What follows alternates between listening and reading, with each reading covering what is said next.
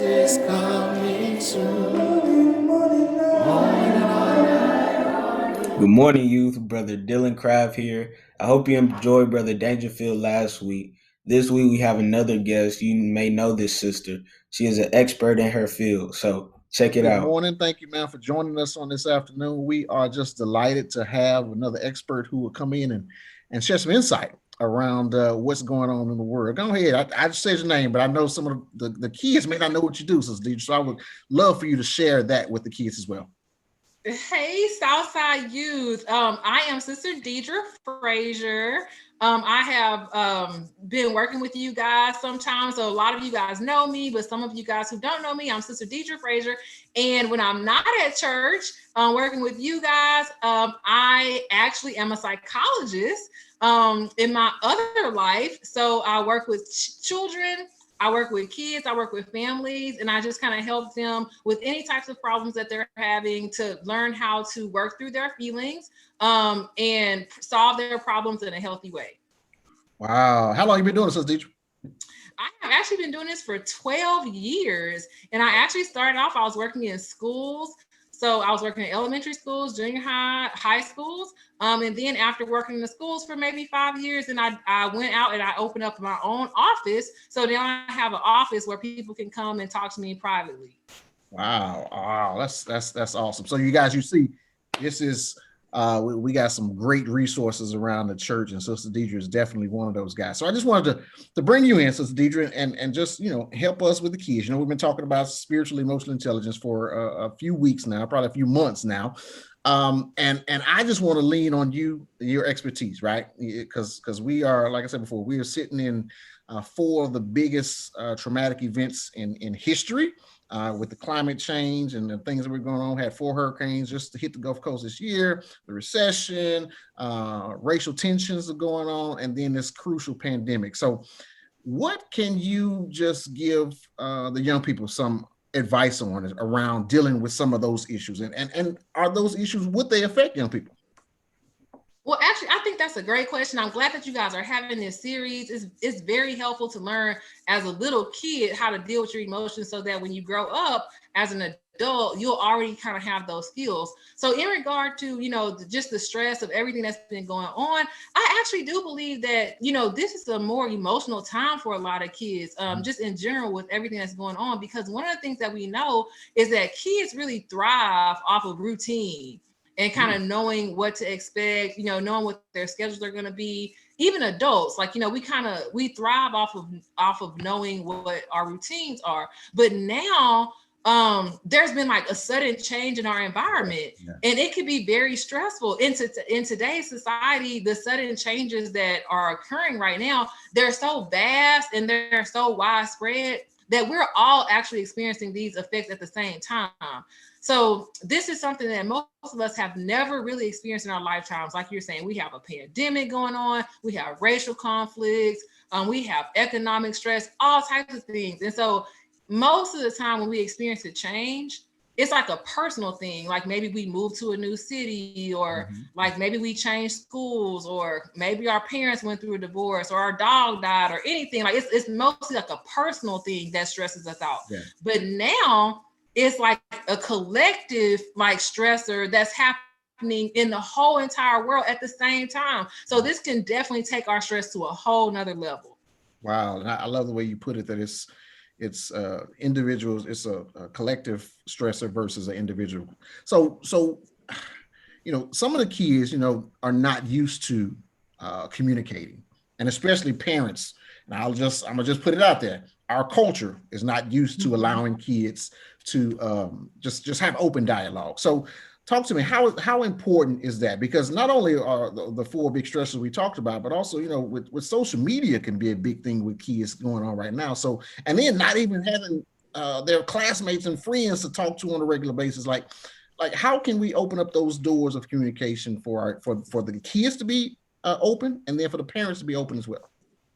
Okay, that's a great question. I do think that sometimes a lot of us, we kind of suffer in silence, meaning that you have these emotions that you feel and you hold it all in.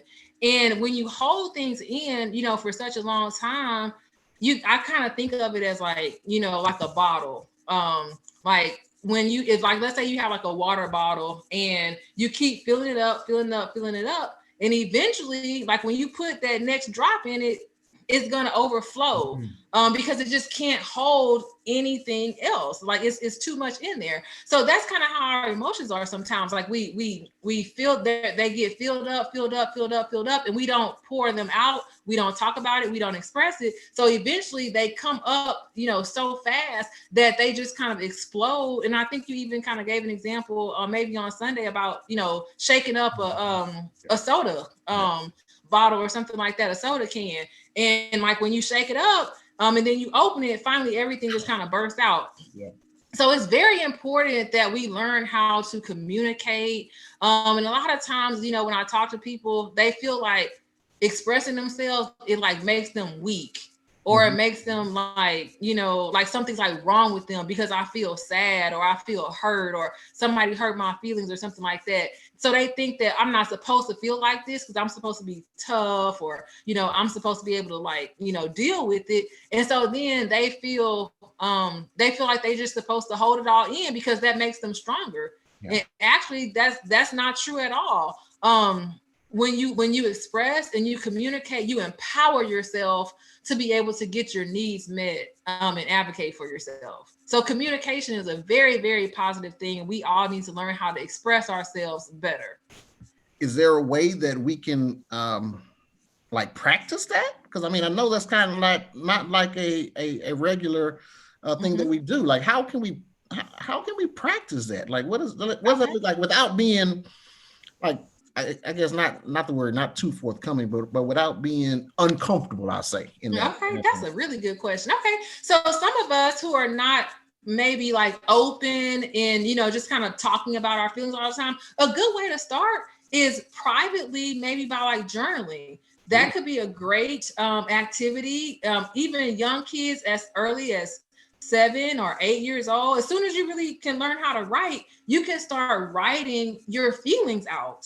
And you can kind of start. So whatever you're going through at that particular time, maybe you just had a bad day, maybe you made a bad grade on the test or something like that, and you don't really want to talk about it, but maybe you can go home, you can take, like a little journal or a notebook, and you can just say like, I had a bad day today. I made a bad grade. I didn't study. Like, I want to do better next time. And then just write it down, whatever you're feeling. And the thing about it, nobody's going to laugh at you. Nobody's going to judge you. You're just writing out your feelings. And that's a safe and that's a healthy way to express yourself. And as you get more and more comfortable doing things like that, then maybe you might take it to the next step and you might actually share some of those things with someone else. But if you're not comfortable sharing with someone else right now, I understand that. That's okay.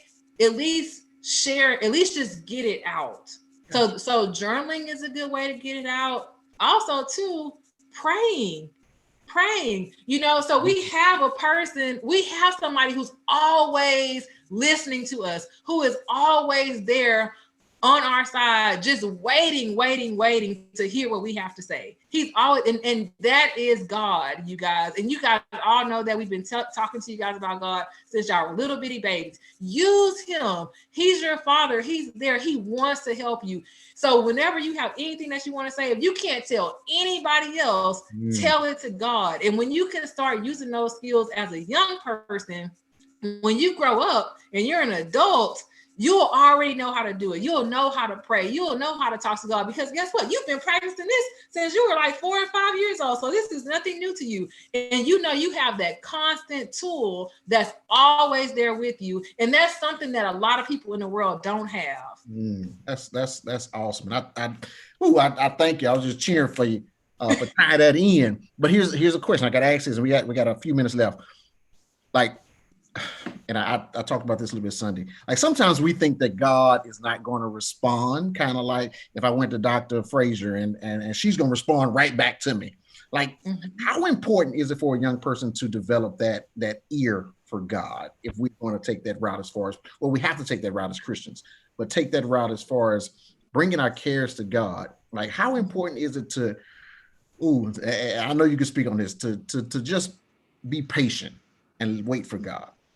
I think that is very important. A lot of us, you guys, we're impatient. We live like in a fast food, society where it's like, I'm asking for something and I want it right now. I don't want to have to wait. We live kind of in a microwave society, where everything is immediate and it's really fast. So sometimes like our culture, our environment is like that. We just don't want to wait. So I understand, y'all, we don't want to wait, but God, his time is different from our time. And we have to understand that. And also not only that, sometimes when you think that God is not answering you, maybe it's not that he's not answering you. Maybe it's just that you're not paying attention.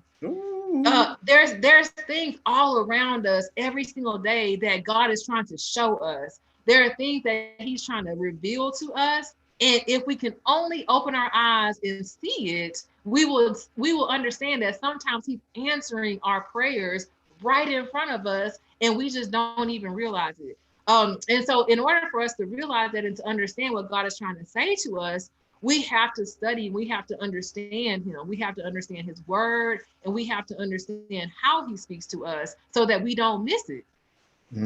And so, I think that we have to be patient and we have to open our eyes, look all around you. There's blessings every single day, you guys. Sometimes just simple things, like right now, just being able to just just breathe. That was a blessing.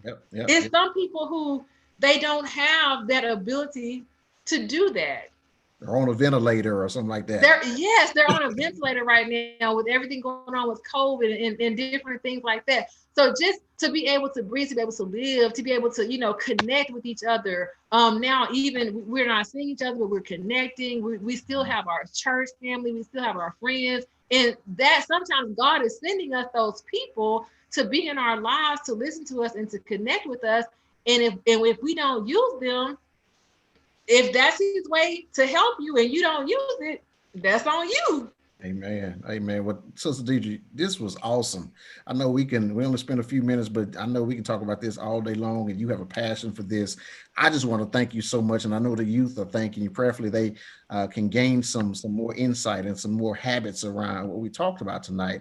Like I said, I'm just so thankful that you even wanted to participate in this. But I'm the type of person, I want to use all of our assets around the body. And you have a great asset. You got your own business where you do this for a living. Michael Dangerfield got one. So I want to use us all because I think this is so important, right? Emotions is something that I didn't grow up sharing my emotions, and I'm probably suffering for that now, but a lot of us didn't. So I think it's important that we start teaching our young people about sharing our emotions. So I just want to thank you. Thank you so much, ma'am, for taking some time out to talk with us this morning. Thank you so much for having me, you guys. God bless you guys. I love y'all, and we're always here for you. Amen. See you later. Thank you, ma'am. Hey, guys, I want to thank Sister Deidre once again for just her great words, her informative words, and expert words on how we can deal with our emotions. Hopefully you gained something from it. Group me real quick. Once again, no meme this week, but share one thing that stuck out to you that you can take away from Sister Deidre's message on this morning. I thank her once again. I love you guys. We'll continue to pray for you. God bless you. Brother Kraft out. Coming soon.